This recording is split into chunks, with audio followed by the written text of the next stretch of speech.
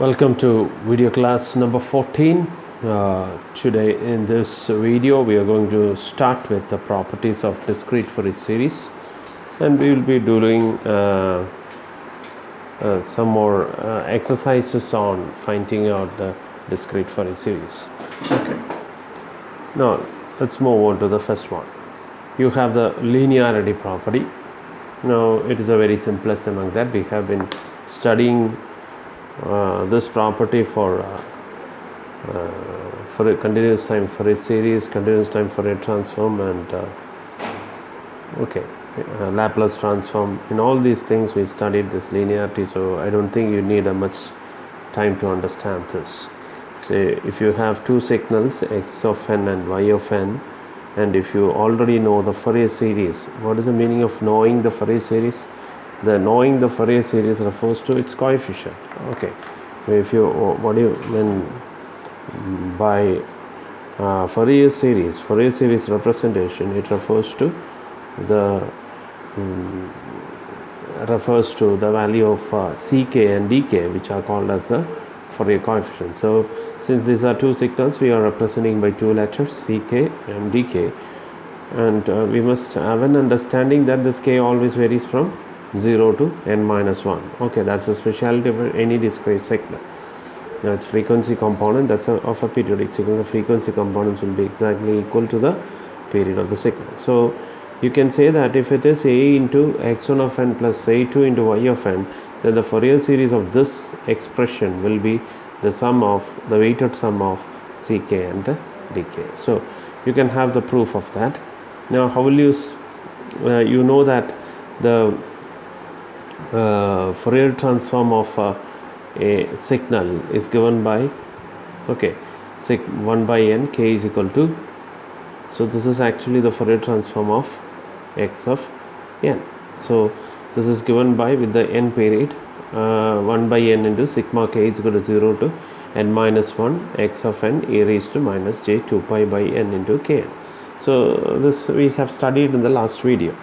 Now instead of x of n, you put x1 of n plus a1 into x of n plus a2 into y of n. You're substituting here in this, so you're going to get, you substitute, instead of x of n you substitute this one. Okay, you substitute this particular value into this x of n, so that you will get this. Now this exponential signal is common to this, and you can split the summation as well. So this becomes sigma k is equal to 1 by n is common, k is equal to 0, a1 into x of n e raised to minus j 2 pi by into kn plus. Okay, so this summation is also common, so you can group this in this way. Now this is, you can take this a1 outside, so a1 into 1 by n into this thing plus a2 into 1 by n into this thing. What is this? This is basically the expression of the Fourier series coefficient. So we have already assumed that the Fourier series coefficient of x of n is ck. And what is this? This is the Fourier series coefficient of y of n, which we have assumed to be dk. So substituting for that, you will get a1 ck plus a2 dk. So that means this is proved. Okay. Now coming to the second property, that is the time shifting property. Now what is the time shifting property? You have a Fourier series whose Fourier series of x of n to be ck, then what is the result of x of n minus n0? Okay, so you have Fourier series of x of n to be ck, right?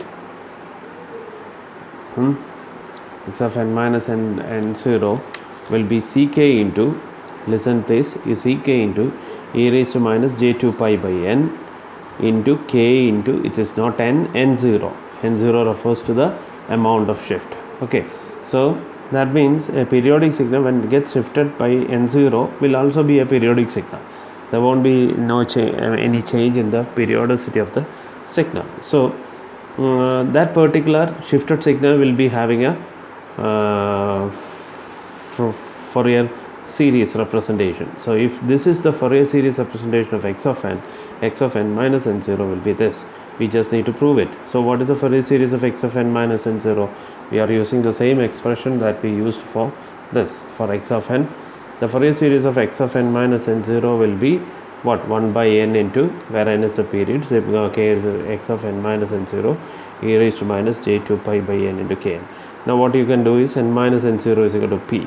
From this you will get what is n is equal to p plus n0. Now you don't have to bother about the variation of k, because this k has nothing to do with this. So in the next equation you can write like this: 1 by n into sigma k is equal to 0 x of p into e raised to minus j 2 pi by n into k into what, k into n, or instead of n you can write this as p plus n0. So you can again split this exponential. So this will be e raised to minus j 2 pi n into k into e raised to minus j 2 pi by n into k into n0, right? So you understood this, right? So you can split this into 2. Now what about this? This is the whole, this thing is going to be ck, right? Instead of p, instead of n you have p, that's all. So anyway, what p also varies as n, so therefore this can be considered as ck. Ck is nothing but it is the Fourier series representation of x of n, right? Now so this is ck into this term as well, so that is e raised to minus j 2 pi n into k into n0, okay? So this is n0. Now again you have the frequency shifting operation. So what is frequency shifting? Frequency shifting is you are multiplying the time domain signal by e raised to j 2 pi by n into m into n, okay? So you are multiplying this x of n by a complex exponential signal, discrete exponential signal, e raised to j 2 pi n by m into n, okay? Now what happens is, so you must have the assumption that the Fourier series of x of n is ck. Here also it is true. Now if that is the case, what happens when this x of n gets multiplied by this? That will be ck minus m. What's the meaning of that? Wherever you find k in ck, replace that k by k minus m, okay? Now what about the Fourier series of a folded signal? If you know x of n to be ck, the Fourier series of a folded signal, that is x of minus n, will be c star of minus k, okay?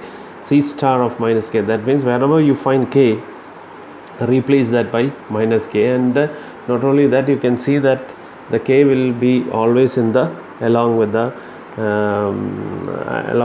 exponential part. So that that means the e raised to minus j theta.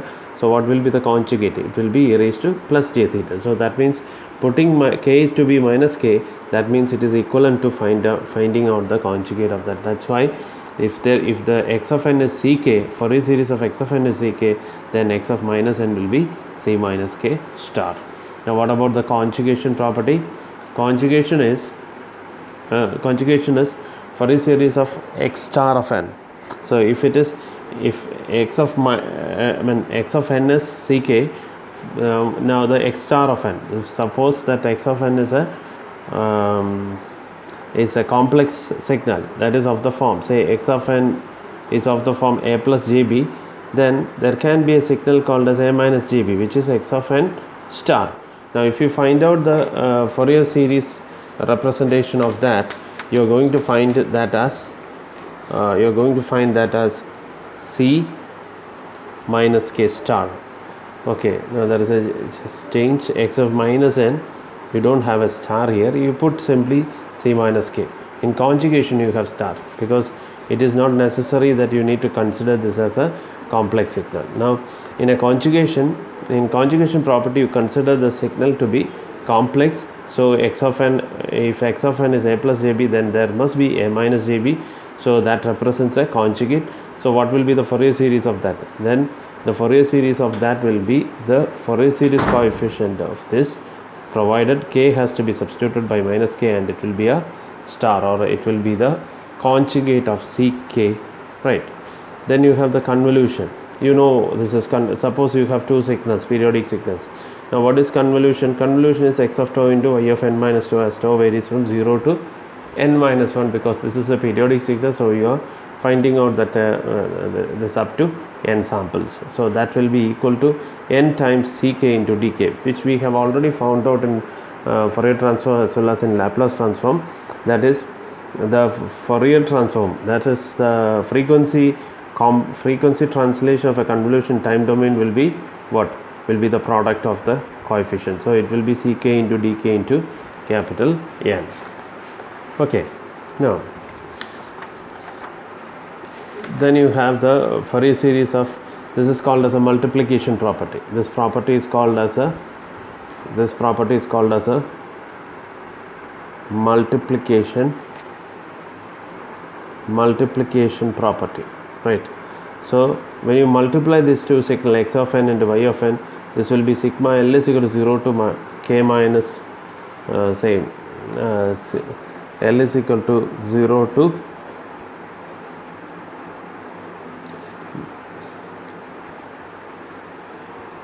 L is equal to 0 to n minus 1, it's not k, it's n minus 1 Ck dk minus L. That is, if you multiply in the time domain, what is this? This sounds similar to what? Similar to convolution, right?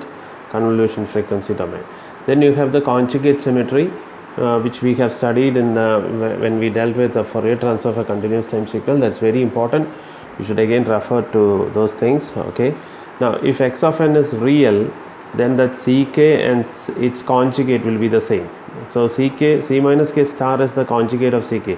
Both will be the same if x of n is real.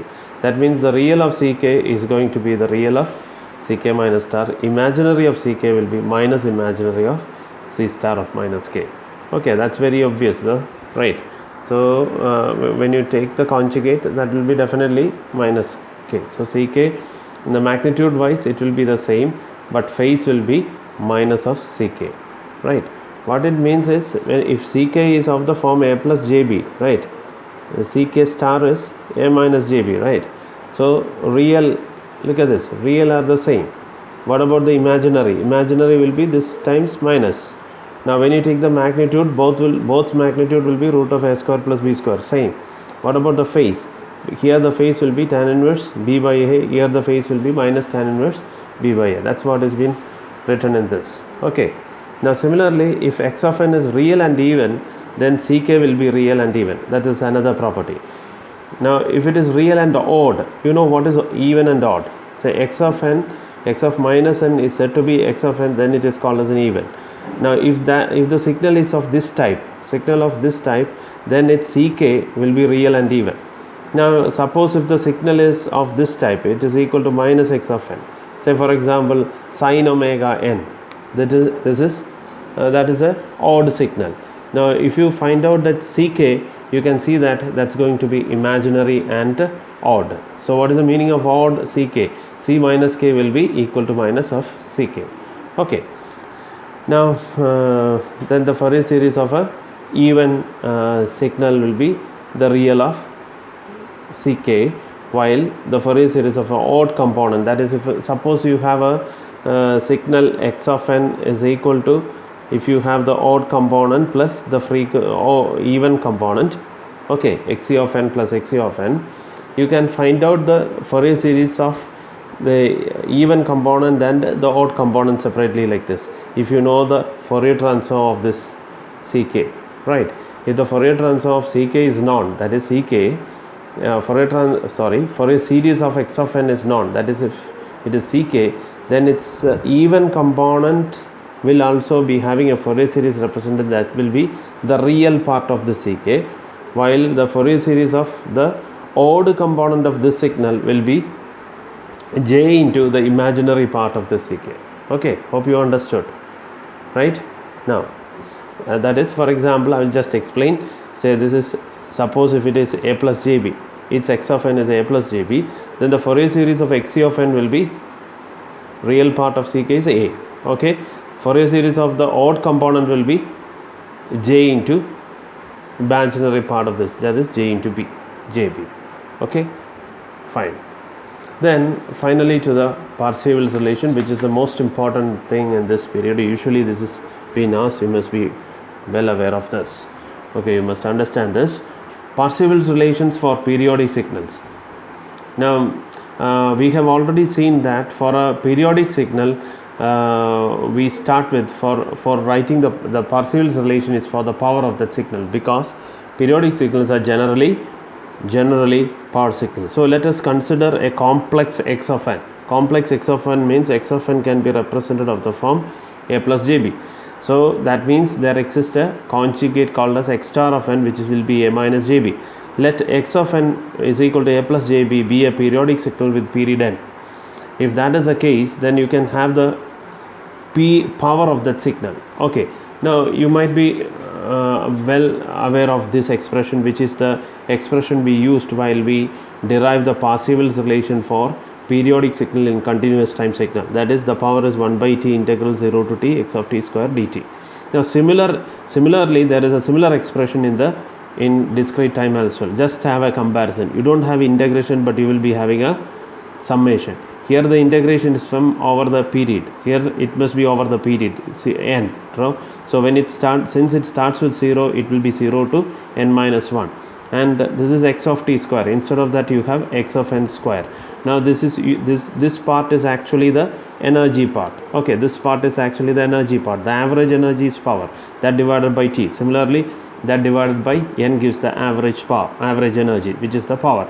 Okay, now which the rest of these things which we have actually studied. So this can be written as I have explained how it came.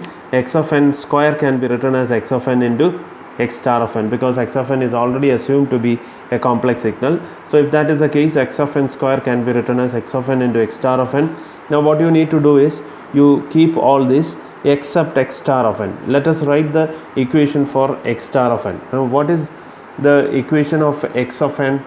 Now what is actually x of n? X of n is actually equal to okay, listen please. X of n is equal to what? X of n, how do you represent this? This is k is equal to 0 to n minus 1 ck into e raised to ck into e raised to plus j 2 pi by n into k into n. Okay, so this is actually the representation of this. Now this is ck. Now what will be x of n star? Now if you have x of n star, from the property of conjugate property, we have already studied that if you have x of n whose Fourier series is ck, then x star of n will be c star of which is minus k. So how will you represent that? So this will be k is equal to 0 to n minus 1 ck with the minus ck star into, wherever you find k, put a minus. So here you have a k, so here you have a k here, then it will be e raised to minus 2 pi by n into k into n, right? Okay, so what will be that x star of n? So adana that is why we have written like this: sigma k is equal to 0 to n minus 1 c minus k star into e raised to minus j 2 pi by n into kn. Now we are just making some rearrangement. Now what is that rearrangement? I am say sigma k is equal to 0. Say okay, now sigma k is equal to 0 and this ck star, ck minus k star, I am taking it away from this now, because this has nothing to do with this summation. So I am taking this out. So sigma k is equal to 0 to n minus 1 c minus k star into, then let's have a rearrangement. Rearrangement is done in this way, that is 1 by n into sigma n is equal to 0 to n minus 1, taking x of n, and this e raised to minus j 2 pi n by kn. While rearranging, you will be getting like this. Now what is this? This is actually the expression of ck, right? So this is ck into c minus k star, that is a plus jb into a minus jb. That can be written as modulus of ck square. Sigma k is equal to 0 to n minus 1. So this is modulus of ck square. Okay, now you can have a modulus of ck square, then you can have what? Have this a plot of ck square versus k, that is ck square versus k, right? So this will be discrete, and how many values it will be having? K will be having values from n values. So because it is a periodic signal, k will also be having that much components, right? 0 to n minus n, which we have already proved. So you will be having say for example, if n is equal to 4, then you can say that this spectrum will be like this. Spectrum will be having 4 components. Okay, Now this is the modulus Ck square versus k, and this is called as the power spectrum. Okay. Now we are going to do a problem in discrete Fourier series. We have already in video class 13 we have done this problem. Okay, so this is a very simple. You can do any problem of this type. The only thing is that you should count the sample, find out the sample, and use the direct equation of the Fourier series coefficient. Okay, now instead of this, we haven't dealt with what will happen instead of this. Is the all these are periodic signals, but the different these are periodic signals, but they are non-sinusoidal signals, right? So we haven't yet considered what will happen when how to find the spectrum of a sinusoidal signal. Okay, now let's go on to do such problems. How to find out the spectrum of a periodic signal which are sinusoidal. All this category comes under non-sinusoidal, because why it is called as non-sinusoidal? Because even if you join all these samples, you are not going to get a sinusoidal shape. So all those category, all these signals are derived from where? Derived from a continuous time signal. Say for example, if you can draw this, you may be getting this signal like this. Say this is the signal, this might be the signal. When you sample this, you will get a signal like this. Okay, so you will get a signal like this, right? So that's it. Now, so that means this is, what is the shape of this? This is non-sinusoidal. This is not sinusoidal. This is not having any shape of any trigonometric functions. Okay. Now what will happen if you are asked to find out the spectrum of the signal of a periodic signal which is sinusoidal? That's what we are going to learn today. Okay, now the question is, find the spectral coefficient of the signal x of n is equal to cos pi by 4 into n. Okay, now the first thing is, this is a sinusoidal signal, but always be you must always consider this statement. What is this? All continuous time sinusoids are periodic, but all discrete time sinusoids need not be periodic. So first thing, if it would have been say cos pi by 4 into t, you don't have to check whether it is periodic, because it is continuous sinusoids are always periodic, while in this case you need to check whether it is periodic. Then only you can express the spectral coefficient. What's the meaning of spectral coefficient? Spectral coefficient is nothing but it is equivalent to, in finding out the frequency spectrum, or it is equivalent to finding out the frequency content. Okay, or it is in a layman language, or in a basic way you can say that to find out the Fourier series, because of the assumption if the signal is a periodic signal. Okay, Fourier series exists only for periodic signals. So our first aim is to check whether this is a periodic signal. Now if it would have been a continuous time signal, you don't have to bother about that, because as I said earlier, these will be periodic. Now how will you calculate that? We have derived the expression of n, which is the period of the signal, as 2 pi by omega into m. Okay, and I have dealt with the selection of m and so on. Now let us substitute here 2 pi by, what is omega? Omega is, this is actually your omega. So 2 omega is pi by 4, that is pi divided by 4 into m. So this pi and pi gets cancelled, so it will be 8m. And what is the selection of m? M is the minimum value, so that this n becomes a whole number. So here m is equal to 1. Therefore the period of this signal is equal to 8. Right? Period of the signal is 8. Now I'll just move on to one more point which we have discussed already. Say for example, if it would have been, instead of cos pi by 4, say if it would have been cos 2n, how will you proceed with? If the question would have been find the spectral coefficient of cos 2n. Okay, you can proceed this, or if you are asked to find out the Fourier series of this, what is the answer of that? Now if you are asked to find out the Fourier series, first of all you should see see that whether this is a periodic signal. Now what is the omega here? When you substitute omega here, you don't have a pi, means this pi will remain like that. No, since there is no pi in this, no pi, this pi will remain. What is pi? Pi is an irrational number. So as long as the pi stays here, whatever value you put for m, that is immaterial. So n is not defined. That means this is not a periodic signal. Okay, hope you are very much aware of this, because we have dealt with this in detail in the first module. Now let's see, this is n is equal to 8. Okay, now what is the equation for now in this case, when we dealt with the non-sinusoidal signal, that is, look, when we are asked to find out the spectral coefficient, we straight away use the equation of the spectral coefficient. Ck is the spectral coefficient, so we straight away use that Ck. But in this case, we are not going to use the Ck value, but instead we use x of n, that is the Fourier series representation of a periodic signal. What is that? The Fourier series representation of a periodic signal is given by sigma k is equal to, okay, k is equal to 0 to n minus 1, okay, Ck into e raised to j 2 pi by n into kn, right? This is what we studied in the last video. Okay, so this is the general equation of any periodic signal with period n.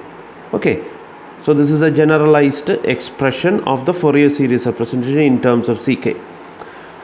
Okay, now but we are to find out the Ck. Now how will you find that? So before that, now since it is a sinusoidal signal, that is a cos wave or a sine wave, this comes under the category sinusoidal signal.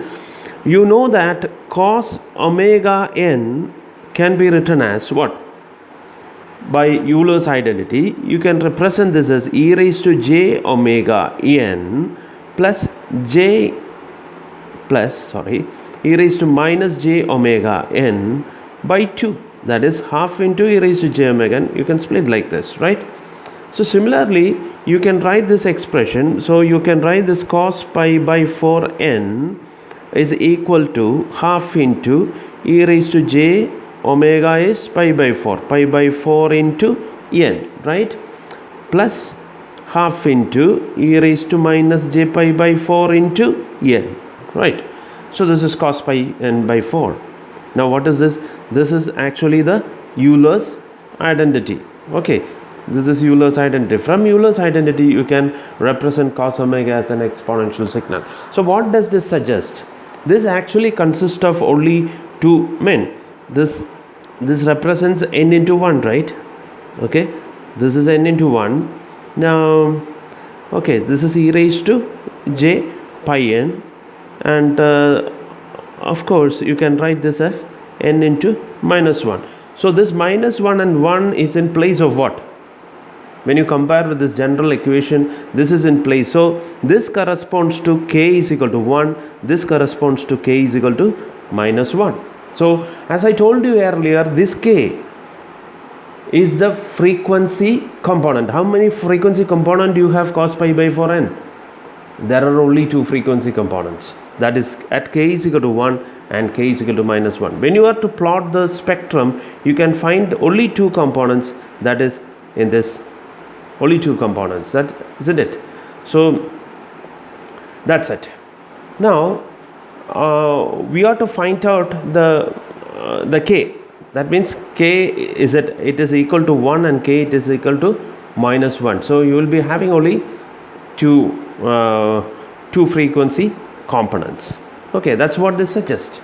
Now let's see how to find out this Ck. We are to find out the Ck, that is the spectral coefficient, right? The spectral coefficient. How many frequency components are there and what is the magnitude of that? That's the point in asking the spectral coefficient of a signal. Now, so this corresponds to k is equal to 1, k is equal to minus 1. Have you understood this? That is, in comparison to this, you are actually, in comparison to this equation, this k denotes what? This is e raised to, you have a omega part, okay, you have a omega part here, pi by 4 into n, you have an n, and the missing is k. So k will be 1, k will be minus 1 here, right? So that's the first thing that you should understand. Now let us write the x of n. Now what is actually the period of the signal? N is equal to 8. So you can have a representation of x of n for n is equal to 8, right? So what will be the equation? So you are writing that as Ck is equal to 0 to 0 to 0 to yes 0 to 7. Okay, n is equal to 8 means n minus 1 means 0 to 7 Ck, okay, e raised to j 2 pi by 2 pi by n, which is 8, right, into k into n. Okay, so this can be written as sigma k is equal to 0 to 7 Ck e raised to j pi by 4 into k into n. Okay, now what is it? Now let's see. So this is equal to x of n. You can expand this, right? X of n, you can expand this summation, right? Now when you expand this, that is, what's the meaning of expansion? Putting k is equal to 0 and expressing this as sum. So the first value will be k is equal to 0. Look at this. K is equal to 0 means C0 into e raised to j pi by 4 0. That means this is going to be 1. So the first term will be C0, right? Then what will be the second term? Second term will be second term will be C1. K is equal to 1. So this also becomes 1. So this becomes a raised to j pi by 4n. So this will be C1 plus C1 into e raised to j pi by 4 n, right? Next one is C2 into e raised to j pi by 4 into 2n. When k is equal to 2, this 2 and 2 can cancel, so you will get j pi by 2. Okay, let it be there. Let's do the cancellation later. So there is 2n. Then plus C3 is equal to e raised to j pi by 4 into 3n. Then you have C4 is equal to e raised to j pi by 4 into 4n, right? So you must check with this. Okay, check with this equation. C5 is into e raised to j pi by 4 into 5n plus C6 is equal to e raised to j pi by 4 into 6n plus C7 into e raised to j pi by 4 into 7n. Okay, you can do those things. Now what is this? This is equal to, so just have a look at this. Now what is this cos omega n? This x of n is nothing but x of n is cos omega n, right? In this question it is pi by 4n, right? So what is this from Euler's identity? We have already written this as half into e raised to j pi by 4n into 1 plus half into e raised to minus j pi by 4 into n into 1. Okay, so this can be written as I told you earlier, this can be written as minus 1. So that means this corresponds to k is equal to 1, this corresponds to k is equal to minus 1. Okay, now let us compare these two equations, equation 2 and equation 1. What is this? This is also x of n. This is also x of n. That means this cos pi by 4 n is this thing. Also, it is also equal to this thing. So you can have a comparison of that. Now, among this, which is the value that corresponds to k is equal to 1?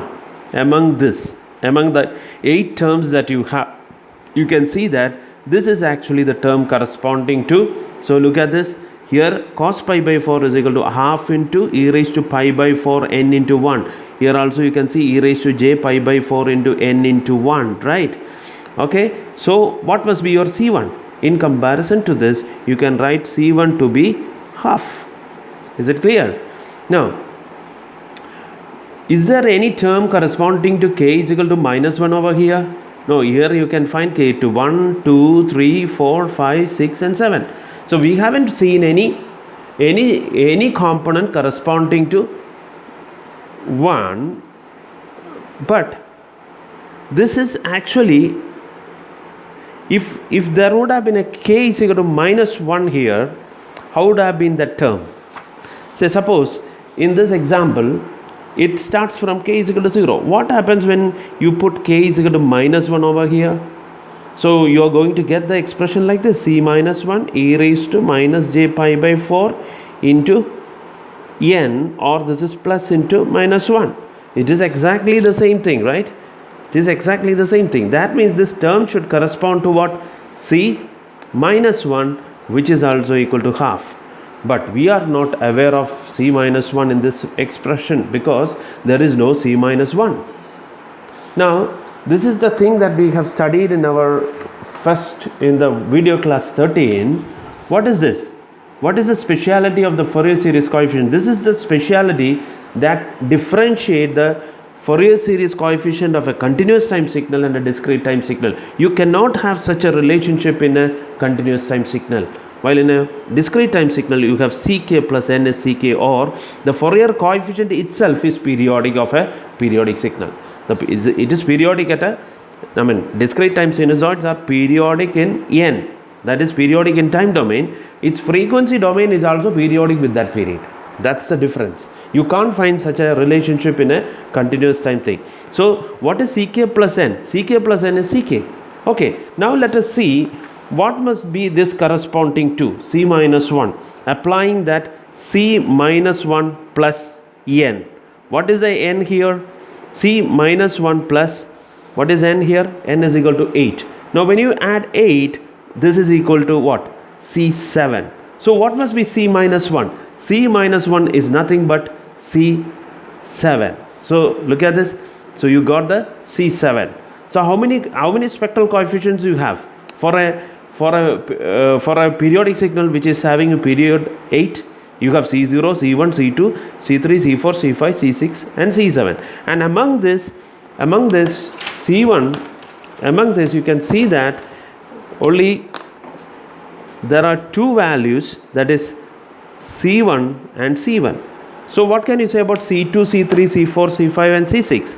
C2, C3, C4, C5 and C6. So that you can compare with this. So there is no term in the Euler's representation corresponding to C2, C3, C4, C5, C6, or no term means this will be having the value equal to 0.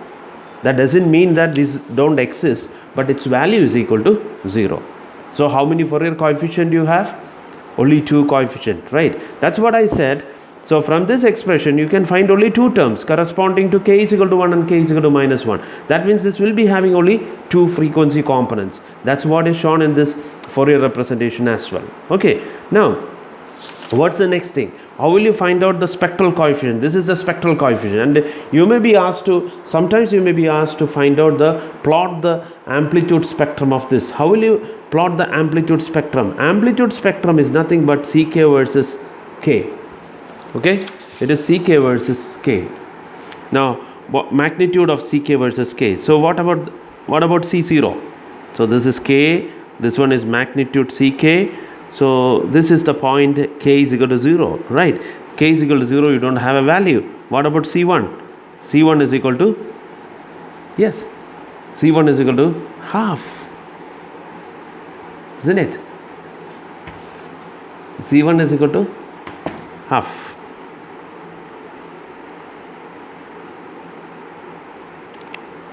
That is 1.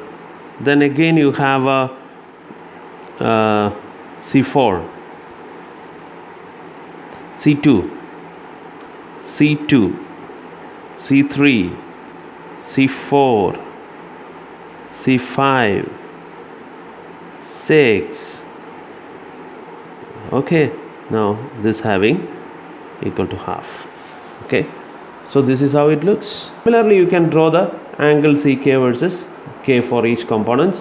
Now in this case the angle is actually 0, right? So there is no meaning in drawing the phase spectrum of the signal. You may be asked to draw only this. Okay, now let's do a problem similar to that we have just done, that is, find the spectral coefficient of x of n is equal to cos pi by 4 into n. This is what we did. Now what happens, if you have a mix-up of more than one periodic signals. Okay, so the procedure is exactly the same. There is no change. I'm just doing it for a variety of problem, for a variety. Now this is the question. Find out the DTFS representation of the signal x of n is equal to 5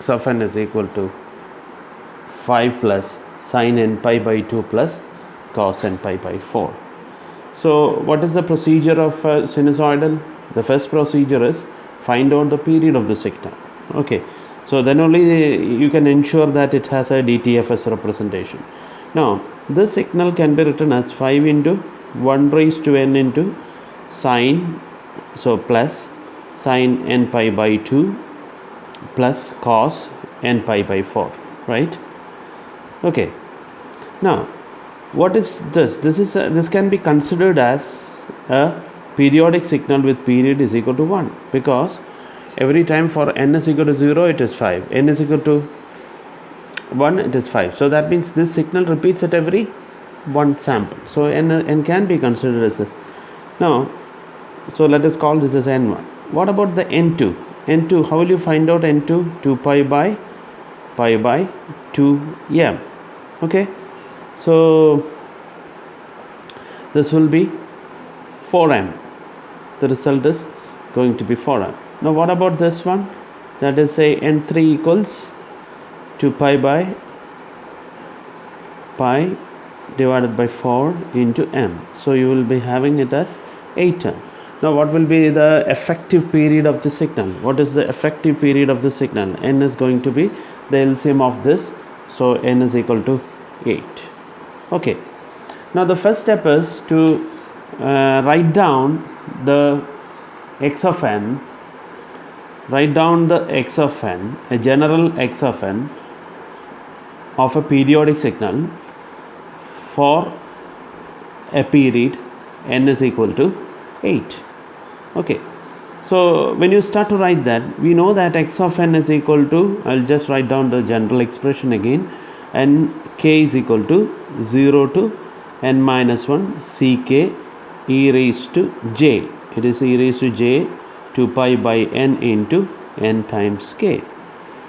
Now since it is we know the period is equal to 8, so the expression becomes 0 to 7 ck e raised to j 2 pi by 8 into nk, right? Okay, so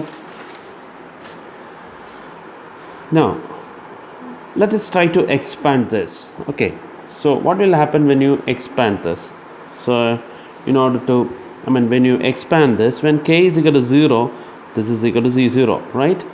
z0 plus, the next term is, you just substitute k is equal to 1, so that this becomes c1 into e raised to j 2 pi by 8 into 1 into n, right?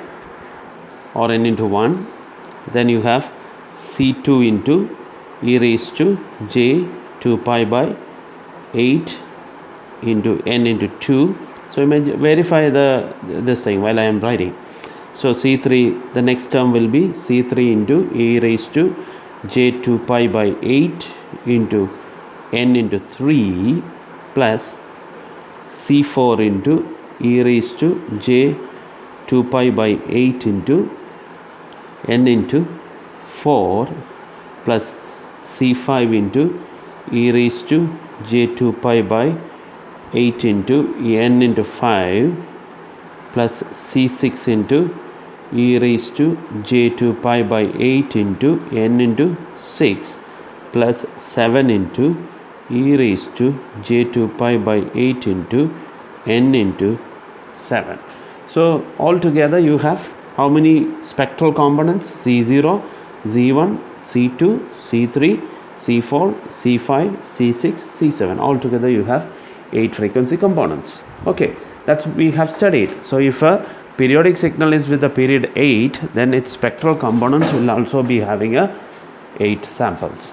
So we have already studied and proved that. Now how to find out these values of C0? That's what we want to find out. Now from Euler's identity,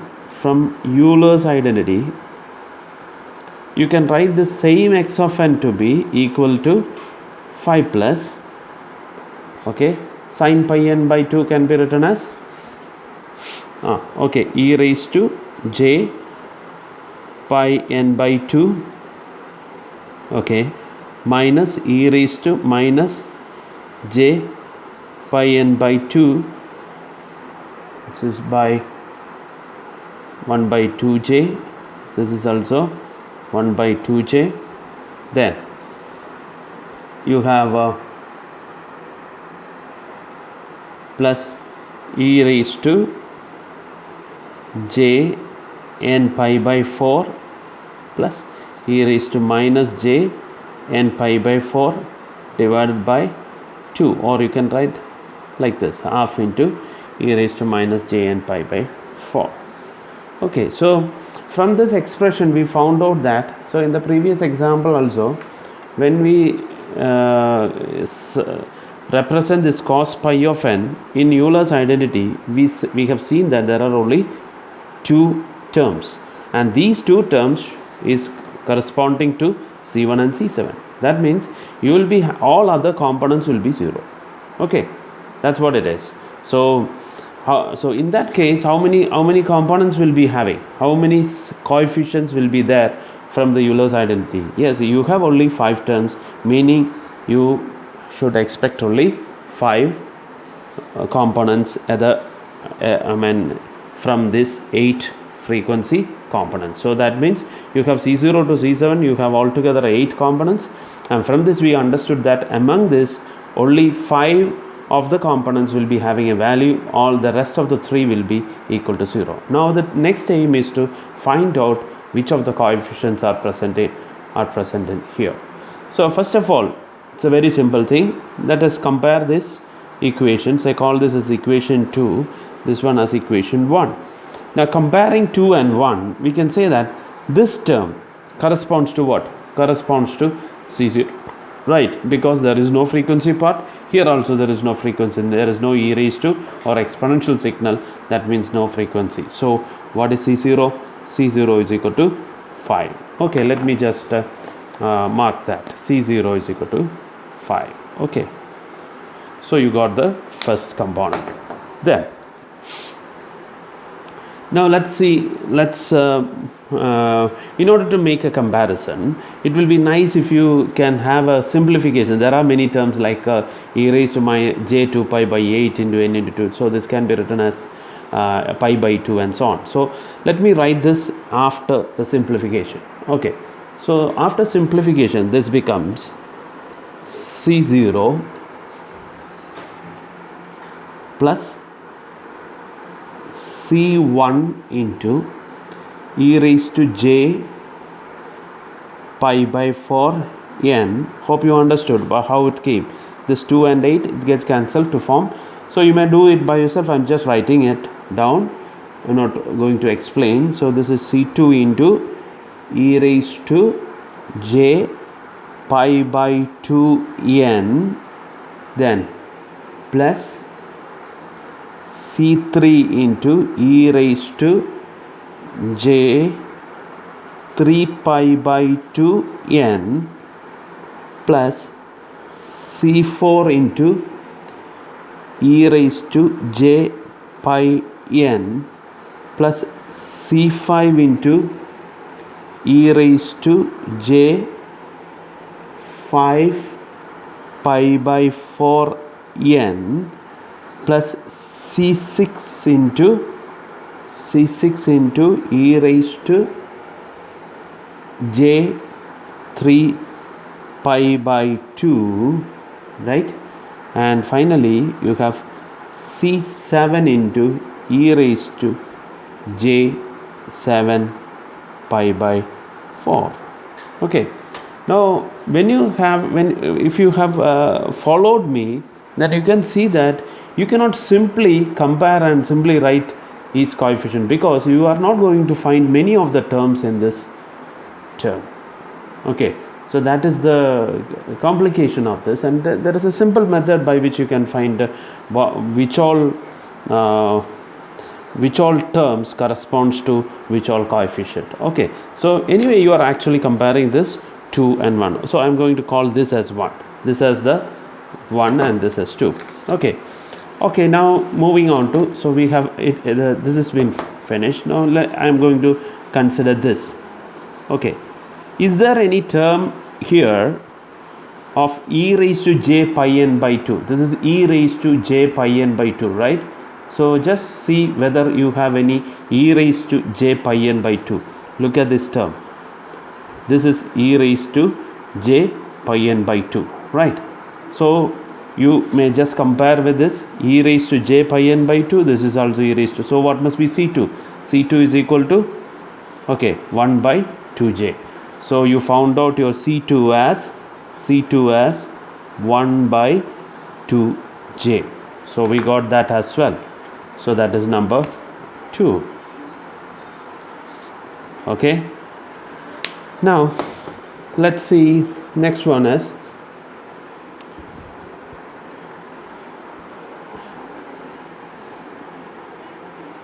now let us see,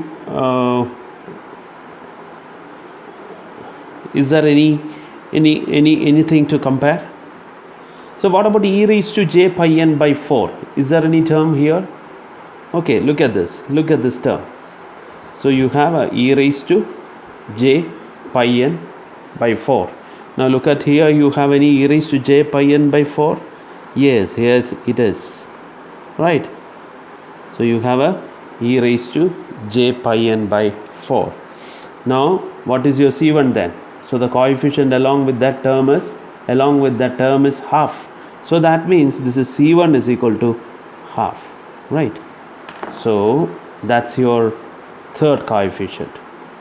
Okay, so far so good, because we have, why it was easy? Because these exponential terms are present in this. Now look at the rest of the terms. That is, you have two more terms. Can you find an e raised to j pi n by 2 here? This is e raised to minus j pi n by 2, and its coefficient is minus 1 by 2j.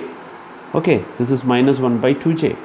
So can you find any signal like that? No. Here one of the thing is that all the exponentials are positive. This is a negative. So is there any method to do that? Anyway, I'm going to take this out. Minus 1 by 2j into e raised to minus j pi n by 2. Okay. Now I'm going to use this expression as well. Okay, this expression. Okay, let me rewrite that. Sigma k ck into e raised to j 2 pi by 8 into n into 2 by 8 2 pi into n into k, or this will be 2 pi by 8 is pi by 4. Okay. Now is there any method to do that? So what if this is pi by 4? Okay, this is e raised to j pi by 4, but what you need is e raised to pi n by 2. That means there is a negative sign as well, right? So this is minus here, there is a minus sign here, and that is pi by 2 as well, but this is pi by 4. So what if I can make k is equal to minus 2. If I put k is equal to minus 2 here, what happens? This becomes minus pi by 2. Okay, so then this becomes equal, right? These two terms are equal. Now what happens when you put ck? Ck is c minus 2 into e raised to minus j pi by 2 n, right? So which is exactly the same, right? So this must correspond to, this 1 by 2j must correspond to what then? Then it should correspond to c minus 2. C minus 2 is minus 1 by 2j. Hope you understood. Now, what is the periodicity property? Periodicity property states that this plus, what is n? N is actually 8. Okay, is going to be c minus 2 itself. So, what is the value of this? C minus 2 plus 8. It is c plus 6. So, that means you can come to a conclusion that this c minus 2 is nothing but it is c plus 6 itself. Is that clear? So, you got one more term, that is c6 is equal to minus 1 by 2j. Okay, so you got it says 4. Okay, now we have come across all the terms except this. Now finally to this, e raised to minus half into e raised to minus j n pi by 4. Is there any term here? N pi by 4? N pi by 4? Okay, is there anything, any term like that? No. N pi by 4. So this term is, I'm going to take that term as we did again earlier. That is half into e raised to minus j n pi by 4. We can't find any term over here, but from this, what is the value when, what will you get when you substitute k is equal to minus 1 over here? So you're going to get c minus 1 into e raised to j pi by 4 n into 1, right? So this is exactly this term. So what must be your c minus 1? So c minus 1 is equal to half. But from periodicity, c minus 1 is also equal to c minus 1 plus 8, or this is equal to c7. So from this, we come to a conclusion that your c7 is actually equal to half. Okay, c7 is half. Okay, so c7 is half. Now, so what are the rest of the term? Now let us see. What is c0? c0 is equal to 5. Well, let's say it in order. c1 is half. What about c2? c2 is 1 by 2j. c3, there is no c3. c3 is equal to 0. What about c4? c4 is also equal to 0. What about c5? c5 is also equal to 0. What about c6? Okay, c6 is minus 1 by 2j. c7 is half. Okay, so altogether you have 5 components, and the rest of the 3 are, these are the 3 coefficients which are equal to 0. These are the 3 coefficients which are equal to 0. Okay, now if you are asked to find out the spectrum, what you just need to do, as I explained it earlier in the problem, you can simply draw the ck versus k graph to find out. And here phase spectrum is also available, because the phase of this quantity will be 0. But what about this? This is not 0, this is 90. What about this? This is 0. And all these are 0. This will be again minus 90. It's not 90, it is minus 90. And this will be also be having a phase of 0. Okay, so you may do that by your own.